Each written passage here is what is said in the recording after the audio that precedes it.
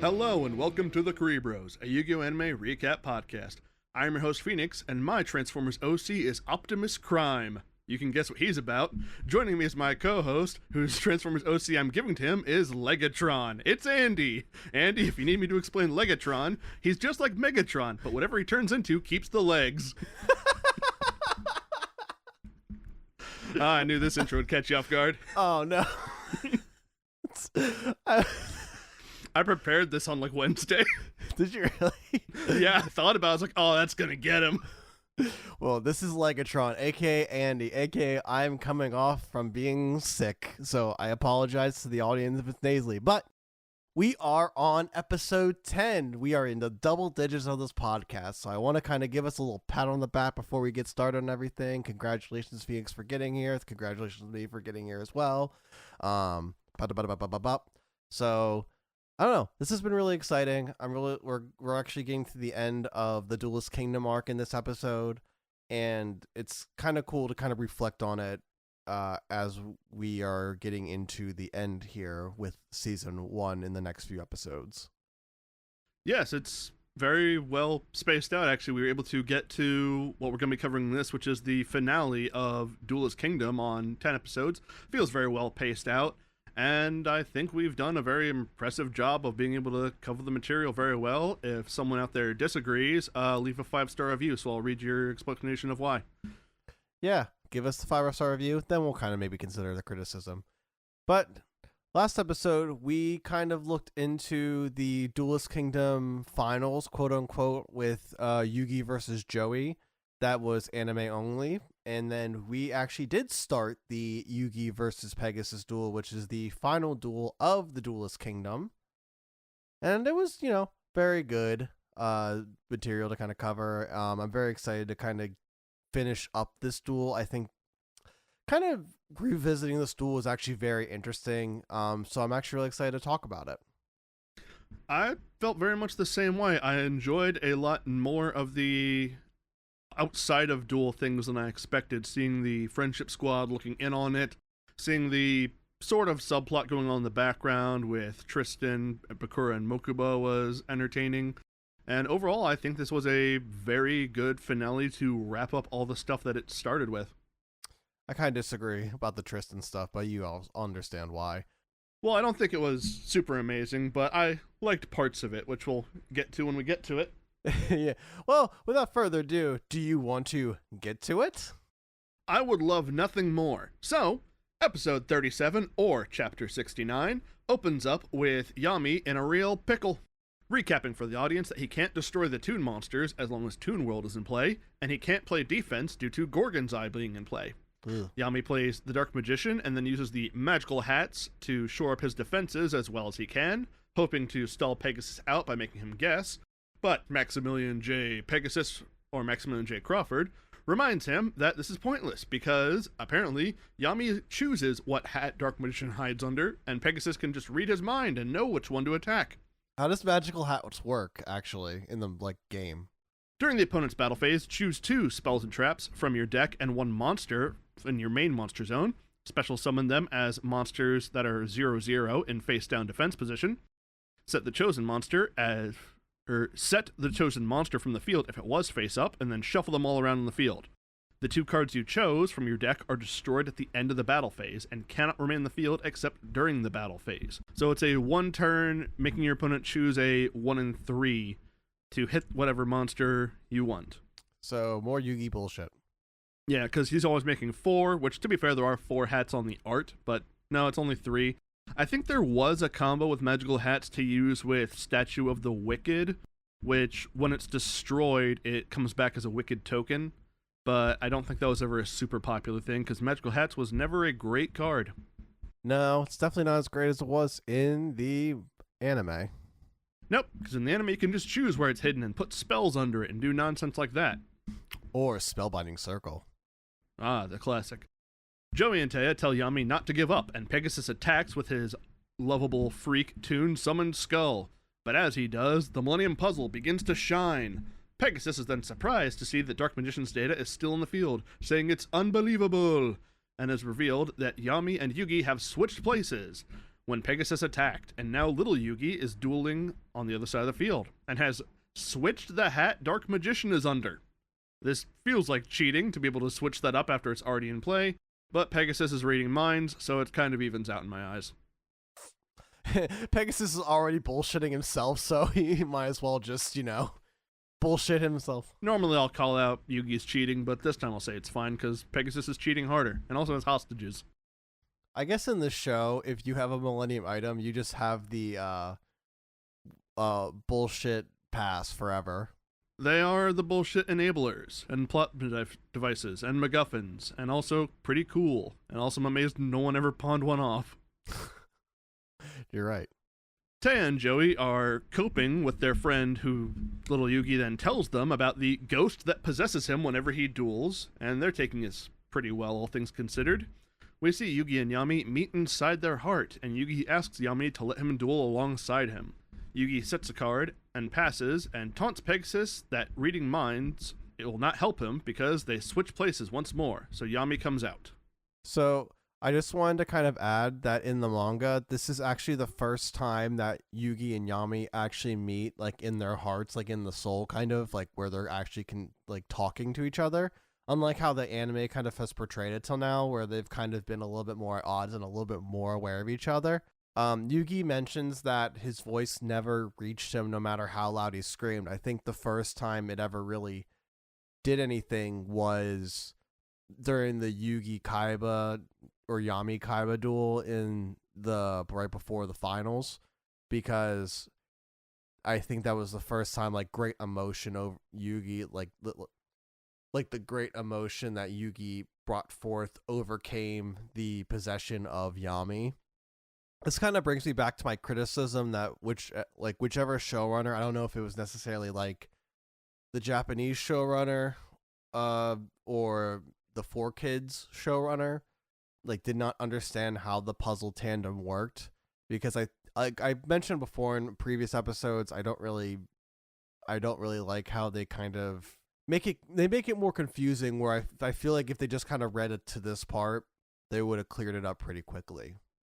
In the manga, this was also their first time meeting face to face. Did it also show them meeting in the soul rooms of the Millennium Puzzle? No, not necessarily like how it's depicted in the anime. It's kind of more just like a black background, more to show kind of like them inside each other's minds. But I think I kind of chalk that more up to manga paneling more than like anything else. You know what I mean? That makes sense. And also they reuse these rooms in a episode we'll be covering later. But as we see in this, we see that they are meeting in a hallway between two rooms. One is sort of dark and foreboding and has the door closed off, while the other is more brightly colors, has a bunch of childish objects and toys around it, and the door is open. So that's sort of representing the duality of little Yugi and Yami. Yeah, we saw that a little earlier in season 0, but we'll kind of retouch that on that a little later. Yeah, I like seeing that come back, but we'll get to that later. After taunting Pegasus about trying to read his mind and then mind shuffling so that it is unable to happen, we cut from that to see Bakura and Tristan, and Mokuba too, I guess, being cornered by Pegasus's goons with their super visible real-world guns. Oh, they didn't have those. Of course they didn't. Why would they? Guns are scary. Yeah. Bakura challenges the goons to a game, and Tristan recalls seeing Bakura act like this in his duel with Yami on the tree stump in the forest, all those episodes ago. So Tristan is starting to remember that. Bakura shows the Man-Eater bug card and creates a spirit of the monster. The Man-Eater bug does something to the goons. We're not going to go into too much detail about what, you can guess. And then Bakura plays the Morphing Jar, which then sends all the goons to the graveyard, where the Reaper of Cards appears and pursues them. And I think it might actually be the exact same footage from the episode where he dueled against Yami on the tree stump. Yeah, I'm almost pretty sure it is. Anyway, those guys are super dead now. Back to the duel, Pegasus is a little miffed, but is still confident. Yami taunts Pegasus to use his own instincts to duel. Pegasus destroys another blank hat, and Yami gives a long-winded talk about how the game divides winners and losers by who can control the game better, and that a duelist's ability to make decisions is based on experience, confidence, and instinct. But Pegasus has lost his instincts because he relies on the Millennium Eye. Yami switches with Yugi at the start of their turn, and he draws Spell-Shattering Arrow, placing it face down on the field before switching back to Yami. Pegasus draws Magical Neutralizing Network, which he plays to get rid of the magical hats, revealing Dark Magician. Toon Summon Skull starts to attack Dark Magician, but little Yugi switches back out and plays the spell-shattering arrow, which reflects Magic Neutralizing Network back at Toon World, which I don't think it had to do because I'm pretty sure spell-shattering arrow would have gotten rid of it anyway. And in conjunction with this, Yugi also plays Mirror Force, which, now that the Toon World is destroyed, his monsters are no longer Toons and do not have their protections, all of Pegasus' monsters are destroyed. Pegasus cries out once again that this is unbelievable, a nightmare, bad dream, all in English. Pegasus also goes down to 600 life points for some reason, which I'm rationing as the 2500 attack from Summoned Skull being reflected at the 1400 attack Red Archery Girl, and 2200 attack Ryu Ran became 1400 points of damage, but Mirror Force doesn't do damage, so whatever, we had to get his life points lower. They actually do have Pegasus at 800 life points in the manga, which again, everything you say is valid, but they do kind of have the discrepancy in the manga between the anime. I'm also going to spoil this for the very end of this. Pegasus didn't need to take any damage here at all to be reduced to 0 at the very end, because, spoiler alert, he would have been dealt over 2,000 points of damage at the very end. Yeah, it doesn't really matter, but I guess they needed to do it for narrative tension. Again, when we talk about kind of in manga canon duels, I kind of forgive some of the discrepancies because I think it's more for a narrative conflict, excitement kind of thrill. I don't know I don't want to say it, but it's for the story, so I can forgive it a little bit. Yeah, we'll let it slide because I guess they didn't want us to know that there would be some big turnaround to get the win, and that is still in Duelist Kingdom where we make up the rules as we go. When we get to Battle City, we'll be much more precise about this sort of stuff. Yeah, it gets a little more structured. I think this is where I have to really look at the timeline on when the Yu-Gi-Oh game came out and how it was coming out with the anime, because it definitely, I get it. The manga came first, so that's when we were kind of making up as we go, so he has that leeway, Takahashi does, but I can see why they started structuring it to go a little bit more with the card game as we go on. So, going on ourselves, back to the horror movie subplot with Bakura and Tristan. Tristan's confused about what's happening and tells Bakura that he remembers evil Bakura is evil. Good one. I probably could have worded that better, but you understand, there's a spirit. Evil Bakura then threatens Tristan to hand over Mokuba or face the shadows as well. I think it's funny that Bakura's Tristan's like, what are you gonna do? You're gonna take my body? And Bakura's like, no, I'm taking Mokuba's body because I need one that's empty. I don't want your fucking body, Tristan. So, fuck you, Tristan.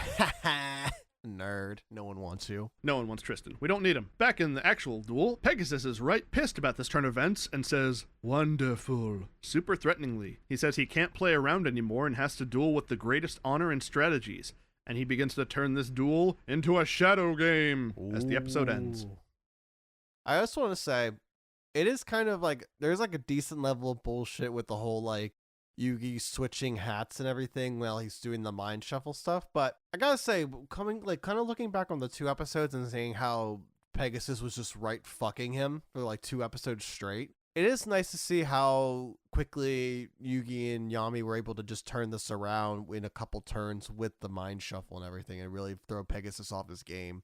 The whole instinct aspects really kind of plays into the whole Yami being a master of games and having that kind of instinct, not just in dueling, but in gaming. And it kind of harkens back to the original roots of Yu-Gi-Oh!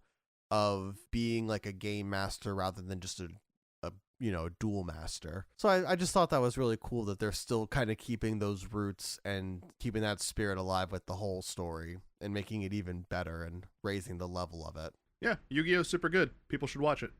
Anyway, Episode 38, Chapters 70 and 71. We start this one off with Tristan and Evil Bakura, who explains that he is a spirit that resides in the Millennium Ring. Evil Bakura wants the key to Kaiba Corp's vault that has documents he wants, and Mokuba has hidden this key. Tristan then throws Mokuba's limp body at EB, Evil Bakura, before hitting him with a karate chop to incapacitate him. Tristan then takes the Millennium Ring and yeets it into the forests of Duelist Kingdom. Wait, what? That's what his motives were in the sub for the anime. He wants Volt, he wants some information that Kaiba Corp has. It was super weird to me that this felt like it came out of nowhere. I know some of the stuff with him getting information from Kybercorp comes up much, much later, but I feel like this is really either ignored or forgotten for a long time. Well, so I know that Mokuba in the manga swallows a key that has information that Pegasus wants, and they're actively like trying to like 3D print a key or whatever you want to call it in 90s terms and doing stuff like that.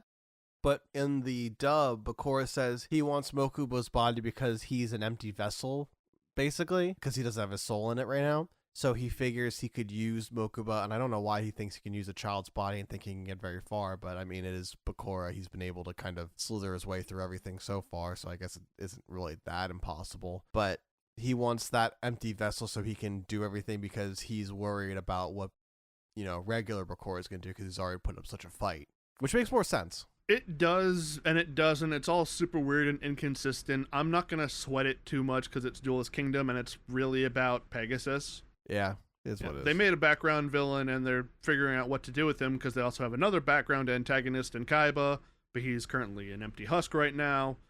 So they're spinning a lot of plates. They'll get around to it once we deal with this one. Yeah, you're right. Speaking of this one, the Shadow Game is overtaking the field with his dark, stormy miasma.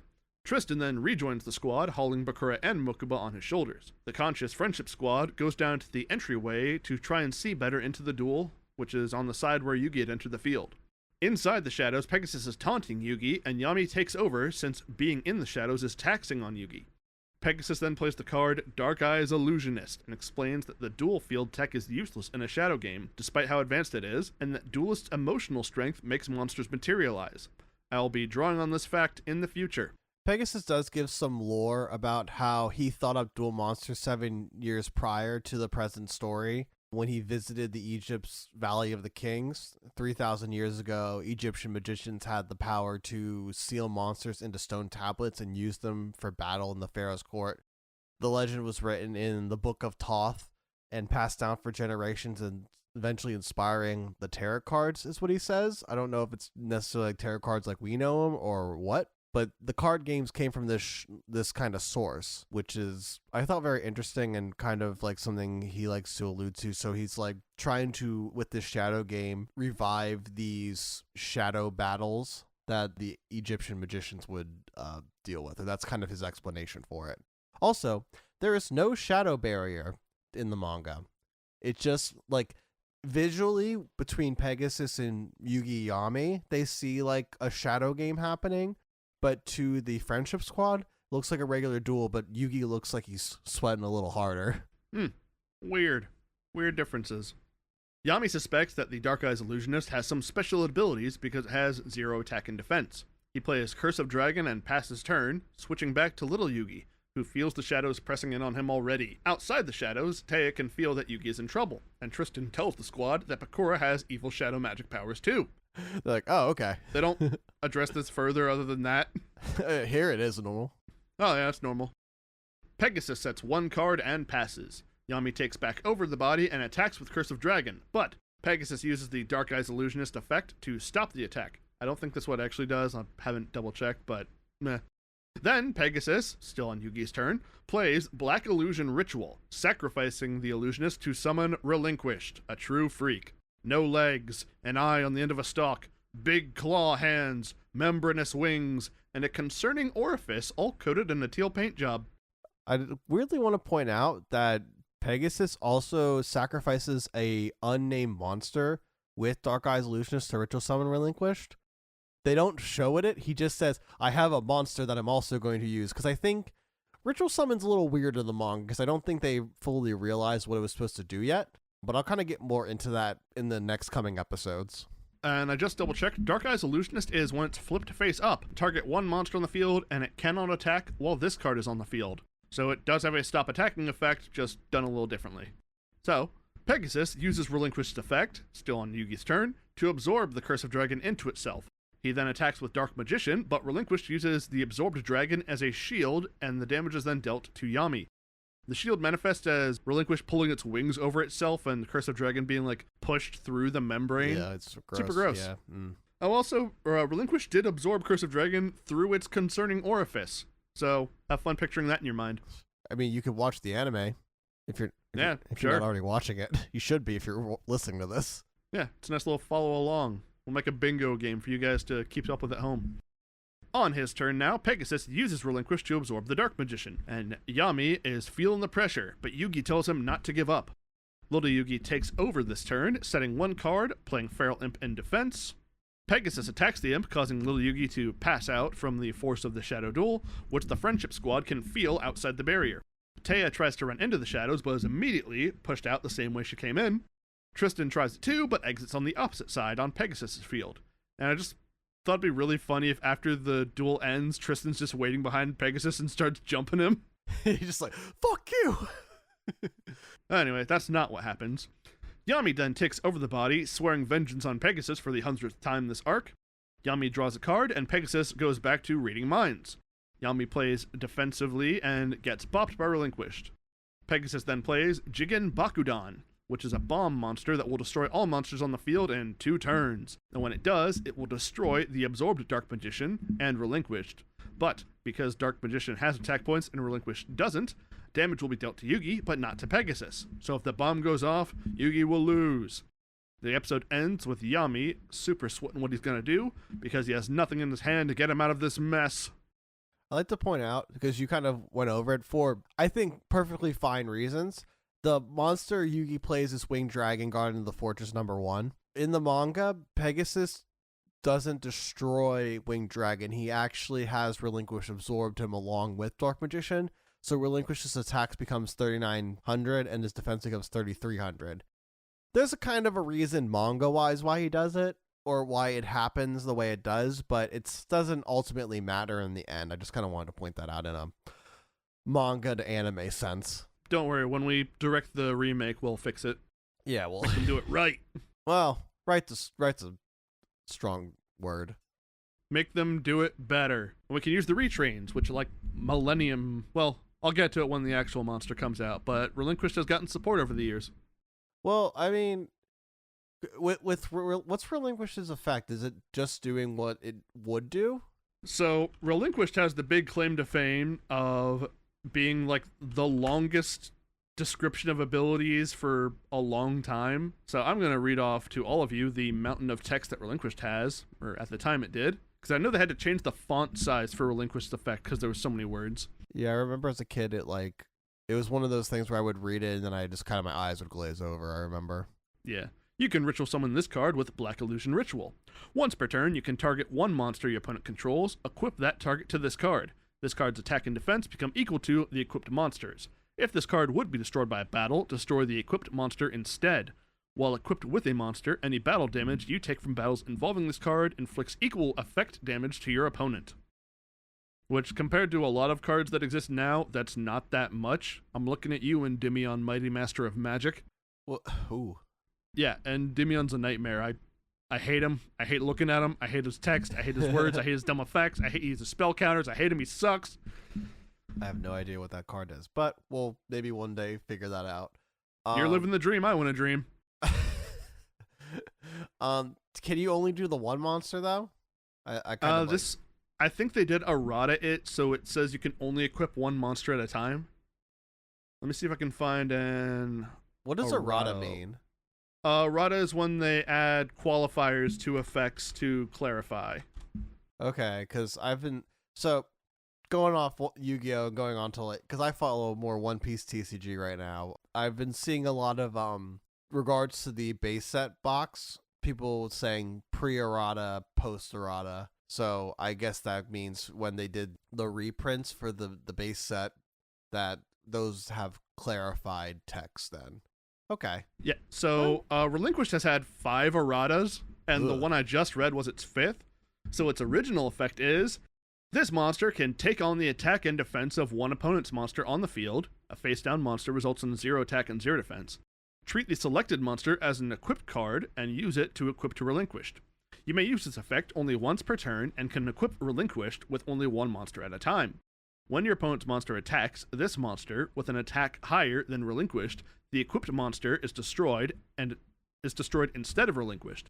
Any life point damage you receive from the attacking monster when Relinquished is equipped is also inflicted to your opponent. Okay. So it's not quite reflection, it's shared. Interesting. Okay. That kind of makes sense. I don't know. If we were someday to ever do that, it's going to be weird trying to just like kind of rationalize the old bullshit story, but you know, I think the audience would hopefully understand that we're going off a real source format, not going off the game, at least at first. Anyway, we'll dream when we dream, but instead of dreaming now, we have to move on to episode 39, which would cover chapter 71 through 73. As we continue on with the story, Yami is feeling cornered as he has not only lost his upper hand in the duel, but he's also lost his partner. Suddenly, Yami gets a vision of Solomon Moto, who reassures Yami that Yugi is still with them thanks to his friendship and the bonds with everyone. The cheer squad is starting to feel a little useless in all this, which, you know, feeling useless now and so the rest of the series. And Taya has the idea to try and reach their energy out to Yugi/Yami for support with their bonds of friendship. Yami makes his draw, while Pegasus confidently tries to read into his mind. Unfortunately for our golden-eyed enemy, the bond of friendship between our gang is protecting Yami's mind, which leaves Pegasus utterly flabbergasted. I know you haven't gotten this far yet in JoJo's where they have stands, but when I saw this, I did think of Yugi having the stand, best of friends, best of duelists, which manifests all these people.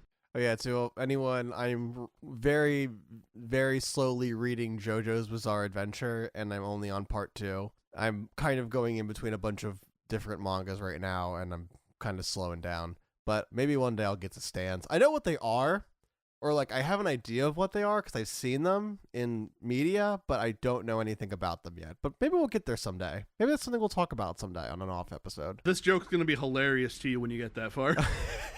I know, but one day in a couple episodes I'll be like, I got it! I know that one! So, following this, it boasts a newfound confidence in Yami as we continue on with this term. Yami plays the magic card Mystic Box, which teleports Dark Magician and Jigen Bakudan. Bakugan's a different thing, which I did kind of clock that Jigen Bakudan does kind of look like one of those little Bakugan balls. It does, so sorry if I mispronounced that. But either way, Jigen goes into Relinquish instead of Dark Magician. When Yami switches Dark Magician with Jigen Bakudan, Pegasus says in English, "God damn." Pegasus said a swear word in English, in the Japanese. He said the fuck word! No, he didn't. He was close, though. He could have. He should have. When we do our remake, we'll let him say one. Either way, Pegasus is stunned and passes his turn since he can't do anything, really. In the manga, though, Yugi is not out of the woods yet, as Winged Dragon is also still with Relinquish, so he would still take the damage, which Pegasus boastfully reminds him. Yami plays Brain Control, which sends Relinquish to his side of the field, but Pegasus thinks he's bested Yami as the detonator for Jigen Bakudan is close to exploding, except he has forgotten the last card Yugi, the little Yugi, played face down before having to bow out of the duel. The card was a ritual spell called Dark Magic Ritual to sacrifice the monsters on Yami's side of the field. In the anime, he's only sacrificing Jigen Bakudan and Dark Magician. In the manga, however, he is sacrificing Winged Dragon and Jigen Bakudan to use for Dark Magician. It seems Takahashi's original idea for ritual monsters was having a monster be a catalyst, like Dark Magician in this case, or we could even go back to Relinquished, as I did say Pegasus did play a extra card, and I think Dark Illusionist was supposed to be that kind of ritual sacrifice kind of thing. And we can also even go back to Gaia the Fierce Knight in the Blackluster Soldier's case, because that's what they do there. And you even kind of see in the anime, because they take the Gaia the Fierce Knight and turn him, literally, they take him off the horse, they give him a sword, they give him a shield. It seems to be kind of the idea. Either way, the Magician of Black Chaos is summoned. Magician of Black Chaos looks rad as shit. Yeah, he's actually one of my favorite cards in the early on Yu-Gi-Oh! It's one of the reasons why I particularly enjoy like the Dark Magician kind of meta. I think there's a lot of cool design cards. I love that they kind of keep going on with that. And I kind of wish there were more of those cards when the series came out so we could see Yugi kind of play them. But We do see it in different ways, but I like that Yugi kind of does have like a magician kind of meta deck. Pegasus is shaken, but remembers his relinquish will return back to him at the end of Yami's turn. Yami finishes his turn by playing a face down card in the back row and one monster card face down in defense mode. Let me tell you, as with a lot of the duels that this certain face down monster is played, I see this being where the downfall of Pegasus comes to fruition. Pegasus starts his turn and regains his relinquish back. Pegasus knows the same trick won't work twice on Yami, and that he probably has some sort of counter, so he instead plays Polymerization to fuse Relinquish with Thousand Eyes Idol, which fusion summons Thousand Eyes Restrict. Pegasus warns that when those Thousand Eyes open, Yami will be utterly helpless. Yami is unmoved by Pegasus' threats, but as the eyes open, Yami's magician becomes paralyzed. Pegasus believes that he finally has Yami in his clutches as he tries to assimilate the Magician of Black Chaos into Thousand Eyes Restrict. Yami then plays a spell card as Pegasus makes his move. Pegasus thinks he has the match won when suddenly things get a little hairy for our American game creator. Now folks, we are in the endgame of the tournament. We here know that there was truly no other monster that could beat Pegasus. Not even Exodia the Forbidden One would be a match. Pegasus finally flew too close to the sun, and now he's about to get burned. As Pegasus tries to take the Magician of Black Chaos from Yami, our spiky-haired protagonist summons the god of our podcast, the almighty furball himself, Kuribros!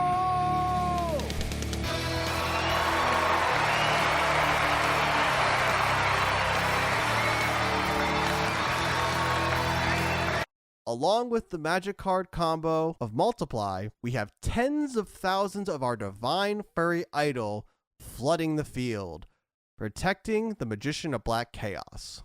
They get sucked into the Thousand Eyes Restrict, then the Kuribros themselves all self-destruct onto the monster. This does give Yami's life points a hit to send them down to 100, but it also renders the eyes of Pegasus's monster useless. With one of the coolest sequences in the show, Yami attacks with his Magician of Black Chaos and destroys the Thousand Eyes Restrict, depleting the rest of Pegasus's life points. Yami, Yugi, and all of his friends finally claim victory over the creator of Duel Monsters. Just want to make a quick note before I finish the episode that back on episode 2 of our podcast, I actually refer to this attack sequence as it is shown in Pegasus and Yami's first duel in the TV. Just thought I'd finally reveal that spoiler. Like, when Pegasus is talking about dark old shadow games and all that stuff and kind of giving hints to the lore, you literally see the exact animation sequence where this happens. I think you don't see it in your version, but in my version we do. Huh. And I did refer to it, so I wanted to kind of bring that up. The duel is finally over, and Yugi is back in the driver's seat. Pegasus laments in his defeat, confused on how he could have ever lost. He even makes a cry to Cecilia, who was the woman in the painting we saw a few episodes back. We did not get him crying out for his dead, dearly departed in the Oh, really? subs. No. And also, I just want people to know, because I covered the description of Relinquished, Thousand Eyes Restrict is so much uglier than Relinquished. Yeah, he really is. It's like purple brown flesh and a bunch of eyes, and it has like a face around its horrible orifice now, which is worse. Yeah, it gets worse and worse. He really wanted to make, he had like it just kind of went from Toon, funny, cute little characters are also kind of like demonically cute, and maybe like Toon Summon Skull and Blue Eyes Toon Dragon. But now it's like immediately like, all right, Millennium ugliness. It's a rainbow in various shades of ugly. Pegasus, you have such an eclectic deck, if that's the right word. That man needs therapy. Oh, maybe he'll get it someday. I think he won't. The Shadow Barrier dissolves, and the gang reunites with Yugi and gives their congratulations. They remember that this is not over until Pegasus fulfills his end of the bargain, but when they turn around, Pegasus is gone. They want to go find him, but worry for the unconscious Bakura and Mokuba, but Bakura is revealed to have awakened, so he'll babysit. Pegasus has left us. Pegasus is left to us. Wait, did I say that wrong? I don't know. It wasn't really a sentence to begin with. Either way, Tristan is concerned about the evil Bakura, but Bakura is unaware of what they're talking about. Bakura laughs it off, but we see that Tristan remains as useless as ever as the Millennium Ring never left Bakura's person somehow. Either way, this was kind of anime only in itself, so who really cares? Evil Bakura sees this as his opportunity to strike on Pegasus. Now, there are some small differences to this part, but they'll matter more in the next episode, so I'll kind of leave them for then. Before we kind of move on to everything else and kind of conclude the arc, I just kind of want to give the animation team on this episode some special props, as I think this is actually one of the best looking episodes of the series so far. I think everything looked really good. There's some really cool highlights. I think all the characters are really drawn well and animated well.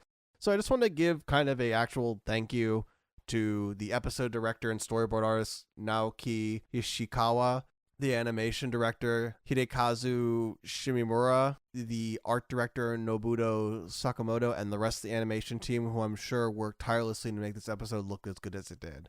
And that's kind of where we end the episode and the duel of Yugi and Pegasus. This duel was very cool. I like seeing both the styles of monsters that Pegasus played with his adorable tunes and his horrible monstrosities of flesh and thought that he came up with. I liked seeing the way Dark Magician was still the ace monster and it got its cool upgrade. I really liked the music they played when Magician of Black Chaos was descending, because the way they portrayed the ritual was a column of purple smoke came out of an altar that absorbed Dark Magician and Jigen Bakudan and covered the ceiling, and then from that cloud on the ceiling, Magician of Black Chaos descended, and it was a very good score they had in the background, which actually also plays later in the next episode we're covering.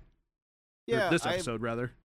Yeah, I really liked that Dark Magician is the main card still, and Magician of Black Chaos looks really cool. It's just a really cool card. I'm glad they have I think they have a special effect monster, so it's like because I think ritual summoning I don't think really has much of a place in the Yu-Gi-Oh meta anymore. I'm not entirely sure how it is now, but I think at one point or another, I think they needed to give because they have the Blackluster Soldier Envoy of the beginning. Yes. And then they have a Magician of Black Chaos that's named something different. It is an effect monster, so you can summon it. So I think they try to give more relevance to those cards later. Either way, I do like that Dark Magician gets some sort of upgrades, like the what was it, the Sage monster from the last, Dark Sage, and things like that. So that's all real cool, and it's cool how that is Yugi's trump card by the end. I did kind of think of it as a little bit of a way with the Magician of Black Chaos being the shadow game version of Dark Magician, one who has to be a bit darker and more menacing to match the tone of the game itself. No, I didn't think of it that way, but that's a really cool perspective on the whole thing. Yeah, and also as another little bit with sort of Dark Magician sort of viewing it as little Yugi's monster, and Magician of Black Chaos with Yugi being gone at that point, with Dark Magician being their shared best monster.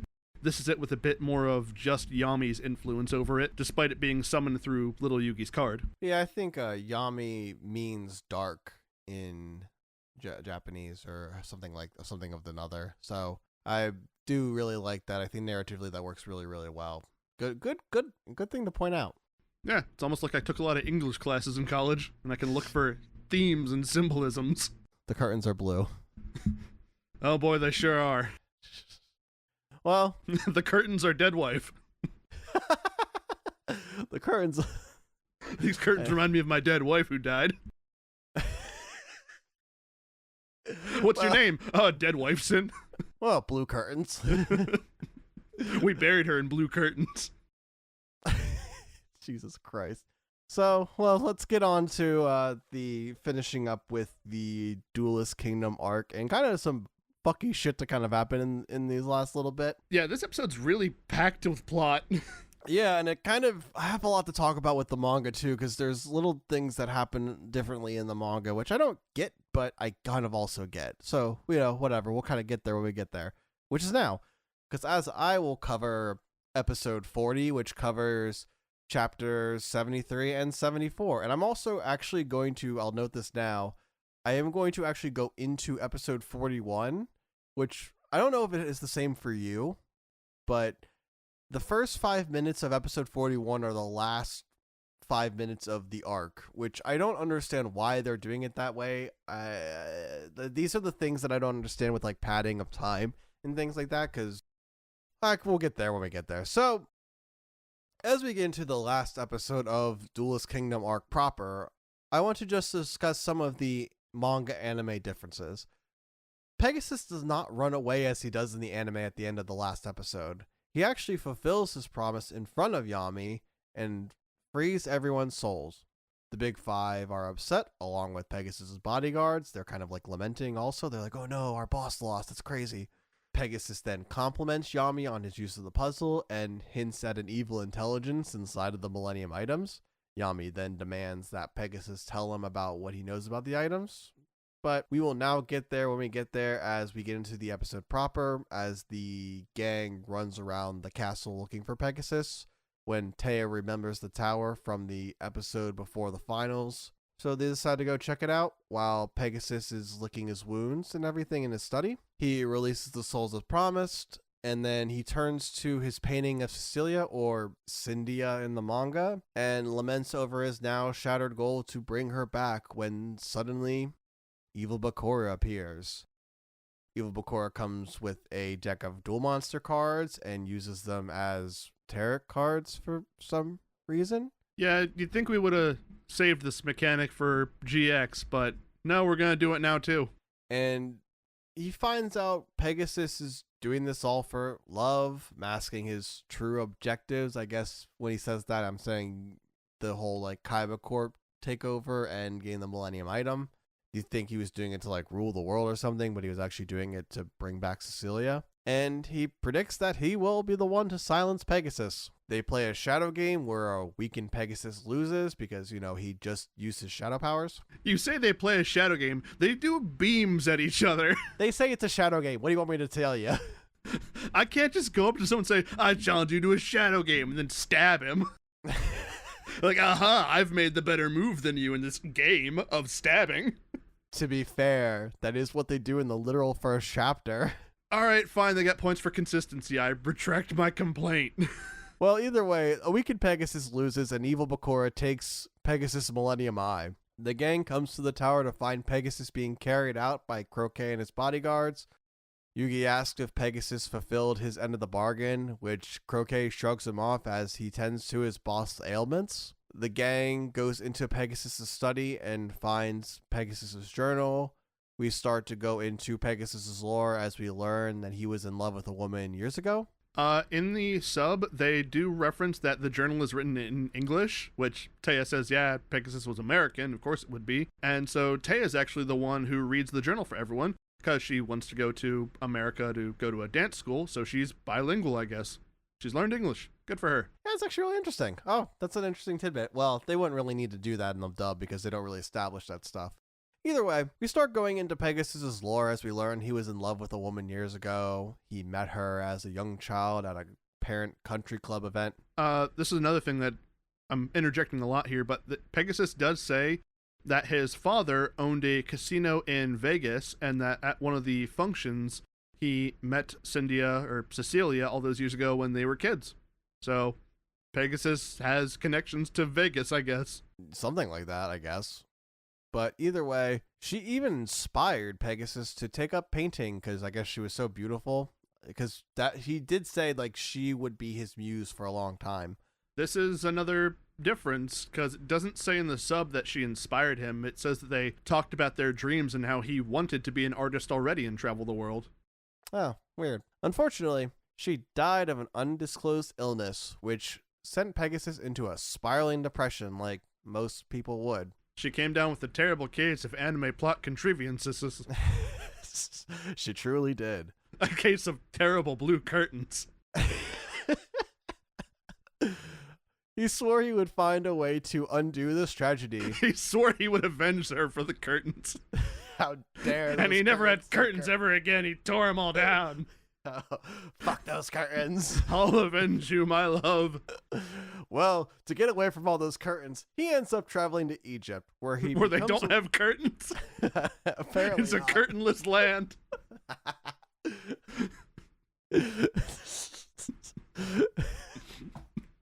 Oh my god, that was funny. Can you title this episode "There Are No Curtains in Egypt"? I'm going to now. Either way, he goes to Egypt because he became aware of their beliefs of life after death, which I think he hoped to be true. In his travels, he runs into Shadi, who warns him to leave these desires of him behind and go home. But I'm like, my kids. You're still thinking about the curtains, aren't you? It's still kind of thinking about those curtains. It's fucking me up a little bit. I'll keep going. I'll truck along. Shadi told him that even in this curtainless land, he could not get his wife back. Fiance. I guess they did get married. I don't know. It's weird. They were married in the sub. He does do a marriage thing in the anime, but they don't really mention in the manga unless I looked over that. It does also say that they were both 17, which I guess kind of makes getting married young not as bad, but you're both now just stupid. But they both come from money, so they'll be fine. Yeah. Were it not for the case of blue curtains that struck her tragically. Those tragic blue curtain diseases. But since Shadi just kind of read Pegasus without even knowing him, Pegasus was kind of shocked by this and decides to follow Shadi to a hidden underground crypt, which I think I would have stopped at some point and turned around and listened to him, but Pegasus doesn't. I don't think that historically people from outside of Egypt just leave well enough alone there. I guess not, but either way, Pegasus is found and captured by Shadi's men, and Shadi tells him fate brought him here to be tested. It is Pegasus's destiny to be tested by the Millennium Eye, and he passes that test and is now able to see worlds unknown. You say tested. The test was, can you survive me shoving this eye into your eye socket? Which in the sub, we see the blood splatter depicted as bright red Kool-Aid on Pegasus's face. It doesn't look like blood. That is a man who's just spilled Hawaiian Punch all over the place. I was going to bring this up later, but yeah, that tracks with the manga. He does have a very bloody eye. He does not have a very bloody eye in the 4Kids dub, though. Missed opportunity. Kids need to learn about blood. It's in our bodies. Get used to it. Pegasus then gets a vision of Cecilia or Cynthia or Cecilia and finds hope that they will reunite again. He makes it his mission to use Kaiba Corp's technology and the Millennium items to revive Cecilia. The flashback is over and the gang sees the blank soul cards next to the journal. So the gang, minus Yugi, run into the arena to see if Mokuba has awakened. Real quick, want to interject with how the manga handles this flashback before I move on. Just want to highlight that when Pegasus first travels to Egypt, he sees that a thief is running away from a group of black-cloaked individuals. The thief has the Millennium Ring in his hand as he is tripped up and apprehended by the group. Pegasus intervenes, saying he will pay for whatever the thief stole when Shadi appears. Apparently, Pegasus never knew Shadi's name and was shocked that Yami knew him. Shadi gives the same advice as in the anime, and Pegasus also still follows him to the crypt. He then sees the thief being tested for the Millennium Ring, where, and you say, I say tested, but just puts the Millennium Ring on and then gets engulfed by the shadows because he fails the test because he's not the chosen holder. We do see the tablet of the Pharaoh's memories, which we do see it in the anime too, but I just forgot to mention it. This is the tablet that houses the Millennium items. I would also like to make note that the Millennium Rod, Key, Puzzle, and Necklace, or I think it's called something else in the manga, but the thing a certain someone wears in the next season wears. Just a little foreshadowing for later, maybe other antagonists. Who knows? Are you saying all those Millennium items were still in this tablet at the time? No, they were missing. Oh, okay. Yeah, as we saw in the anime, I think the ring and scale and eye were the only things still in it. Yeah, that tracks. That's exactly what was still in it. Does this mean Shadi lost them? No, because, well, the we know where two of them are, but it makes sense why that family has them, but if it's supposed to be Shoddy's job to keep an eye on them, you think he'd do a little bit of a better job. Well, they were chosen for it, so I guess that's the whole point of it. So it's like at least they're with their chosen people. And I forget about how the puzzle is in, because I guess that's after Solomon Moto gets it, and it does take about so many years for Yugi to complete the puzzle. Hey, just gonna get ahead of ourselves. I don't care if Merrick is the chosen person. Guy shouldn't have the rod. He shouldn't have it. He does bad things with it. You're right. But bad call, Shoddy. I guess Takahashi didn't get there yet. So after that, then we get the test, and like I said before, Pegasus is a bloody mess. Probably a little much for TV, but either way, I guess it wasn't too much for Japanese TV. At this point in the manga, the gang go back to their room where Yami ponders the knowledge she just gained from Pegasus, as do the gang. Anyway, back to the anime. Yugi is left behind as a shadowy figure appears on the staircase to Pegasus' study, and it is none other than Shoddy. And this is his, I think, anime debut as far as the Duel Monsters anime goes. Well, not, you know what I mean, like he's in the painting, but like this is his first time like here. Briefly before Shoddy manifests in the stairway to interact with Yugi, we do see the painting in Pegasus's dining room that has the painting of Cecilia and Shoddy, and the eyes of the Shoddy painting sort of flash quickly before this happens. I wonder if I missed that. I might have just missed that, because that probably does happen in the anime where I'm at, too. It was a very quick scene. Yeah, probably was writing something in the script or something. I don't know. Either way, he is here to check on the situation of Pegasus losing his Millennium Eye, but finds Yugi, who is curious about it, so he does like the key to the mind power he did in the episode of Season 0, just in a different place. Basically, we get the whole Shoddy going into the puzzle and speaking to Yami.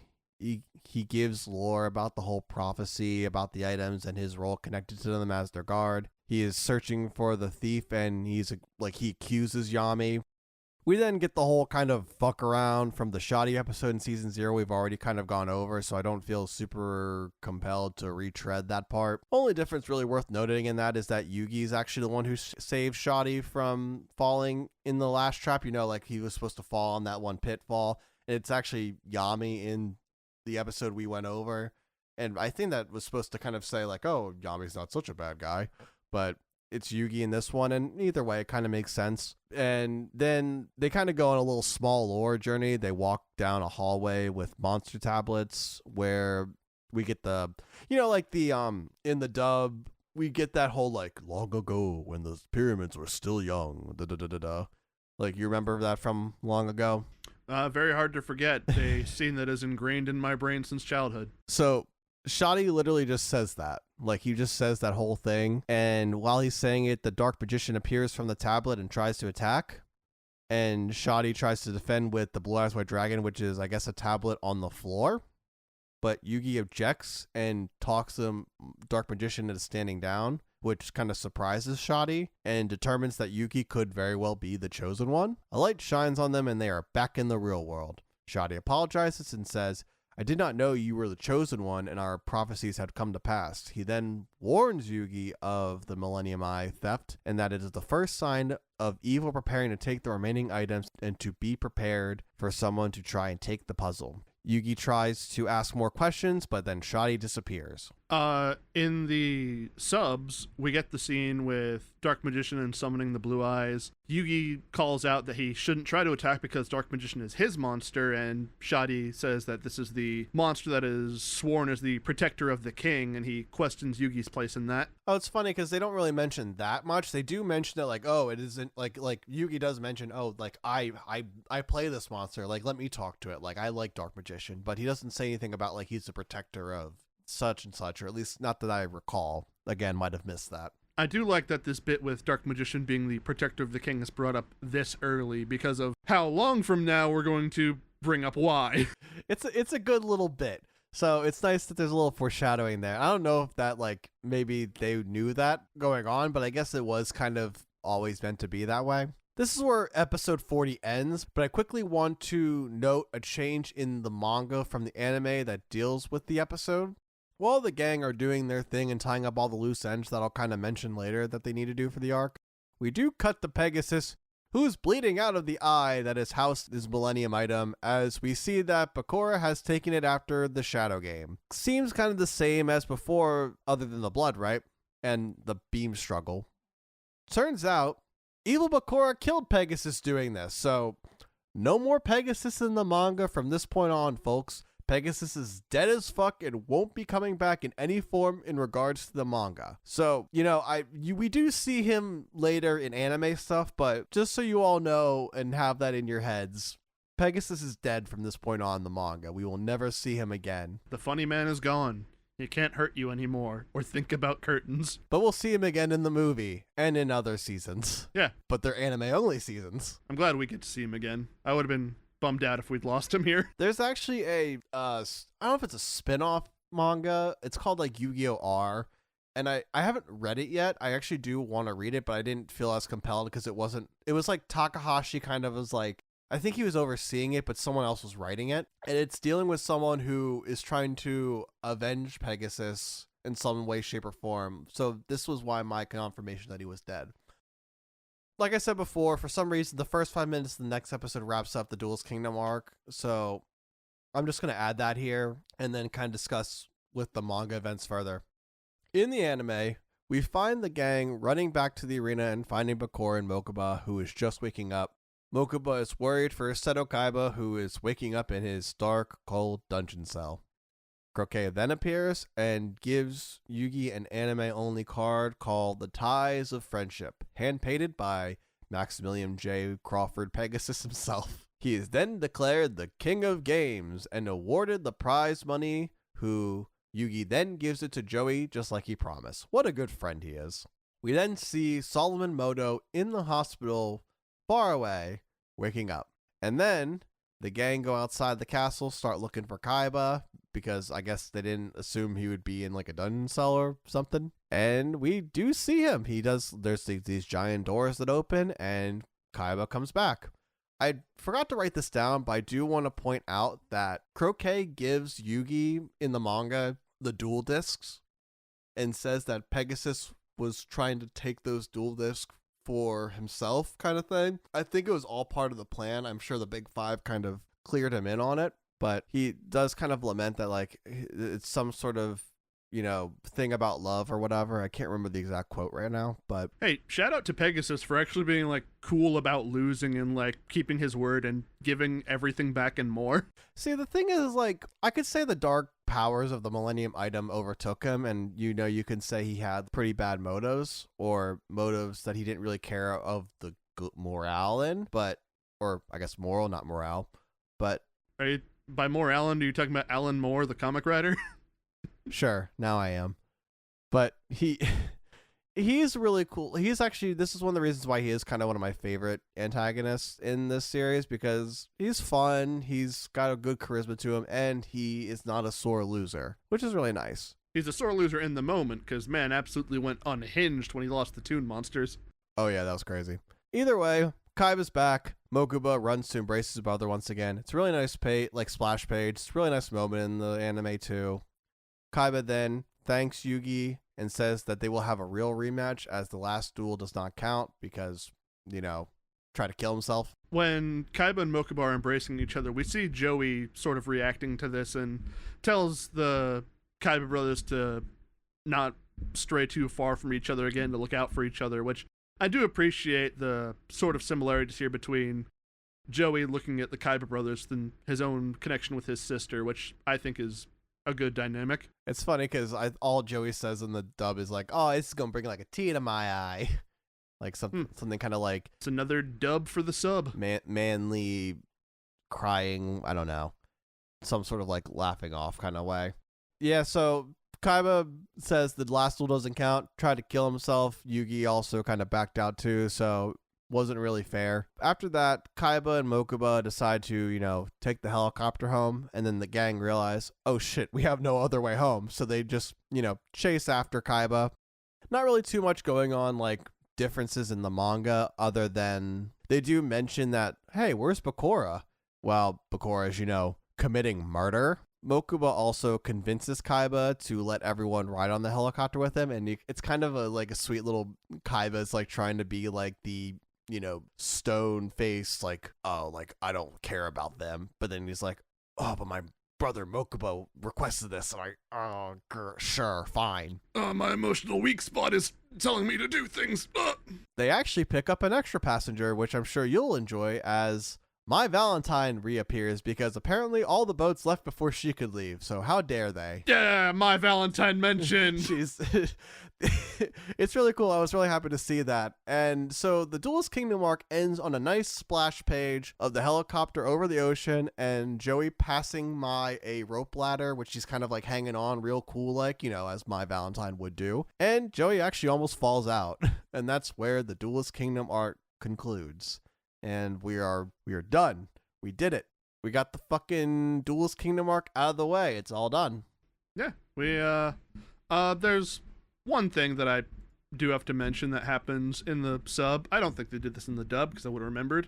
As the friendship squad is all running off to catch the helicopter, Bakura is sort of trailing behind, and it's evil Bakura, and he holds up the Millennium Eye and he licks the damn thing. I think he does do that in the dub. I'll top you on grosser though. When he pulls the Millennium Eye out of Pegasus and it's all bloody and covered in blood, he licks it then. Certified freak 7 days a week. That is truly evil Bakura in a nutshell. But we are finally done with Duelist Kingdom, and we are going to move on to other things. But before we do that, do you want to kind of have any like other thoughts with everything kind of leading up to this, or what have you? I think that coming back to the Yu-Gi-Oh show with the ability to appreciate more than just the duels is doing a lot for my enjoyment of it. I'm enjoying going through it in the subs and seeing all the what I think are better characterization moments of the characters I experienced in my childhood. I'm enjoying My Valentine a lot more, as it's clearly apparent. But even beyond her, I'm enjoying even though it was anime only, the friendship duel between Joey and Yugi I thought was super good. I liked the sort of moments of maturity that we did see with Joey throughout, with him wanting to duel on his own and his own dueling against Kaiba and his trying to be recognized and make other people see that he can stand on his own. I like the moments where we see what I thought nothing of, but that Yugi was in fact dealing with there being another side to himself that he was not in control of, in the form of Yami, and the ways he would take over and the ways they would disagree with each other before ultimately coming together and working in tandem to defeat Pegasus. Yeah, I'll echo all those points, and I'll also say reading in the manga has been like made me thoroughly appreciate the story a lot more than I did when I was younger. I did read this all kind of before, but it's very hazy in my memory other than just like the big plot points. But it's really, please read the manga for like a lot of people. If you don't have like an appreciation for Yu-Gi-Oh, or if you only watched the 4Kids dub growing up, either watch the subs or watch or read the manga, because I think just narratively it's a very good story.